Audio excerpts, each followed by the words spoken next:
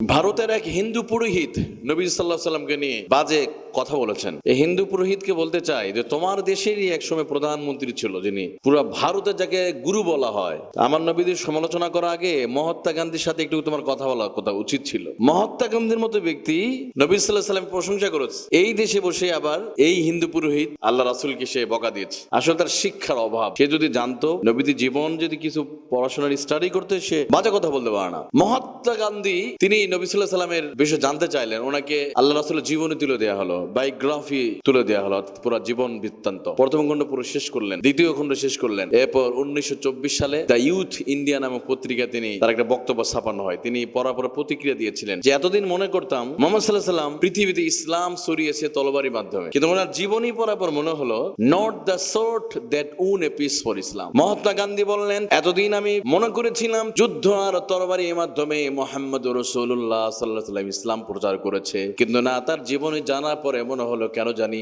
যুদ্ধ এবং তরবারি নয়, তার সবচেয়ে বড় অস্ত্র ছিল সুন্দর চরিত্র, তার ব্যবহার মানুষকে তিনি আকৃষ্ট করেছেন। চরম শত্রুরা তার কাছে এসে মাথা নত করেছে মহাত্মা গান্ধীর মতো। শত্রুদেরকে তিনি মাফ করে দিয়েছেন। মক্কা বিজয়ের সময় নবী সাল্লাল্লাহু আলাইহি ওয়াসাল্লাম মাফ করে দিলেন।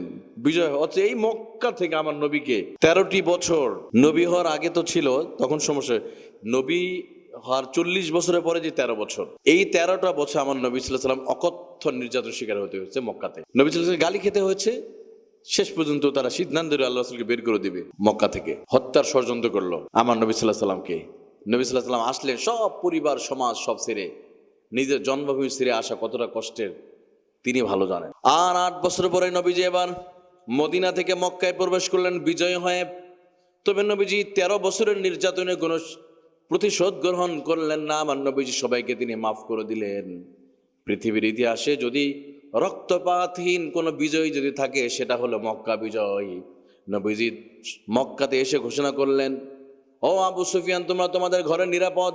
আমি নবীজি লা তাসরিবা আলাইকুমুল ইয়াউম, নবী ইউসুফ আলাইহিস সালাম তার ভাইদেরকে যেভাবে ক্ষমা করেছে, আমি মুহাম্মদ সাল্লাল্লাহু আলাইহি ওয়াসাল্লাম মক্কাবাসীকে আমি আজকে সাধারণ ক্ষমা ঘোষণা করে দিলাম, আমি মাফ করে দিলাম। নবী সাল্লাল্লাহু আলাইহি ওয়াসাল্লামের আদর্শ ছিল মাফ করে দেওয়া, ক্ষমা করে দেওয়া। শত্রুরা তার ভক্ত হয়ে যেত।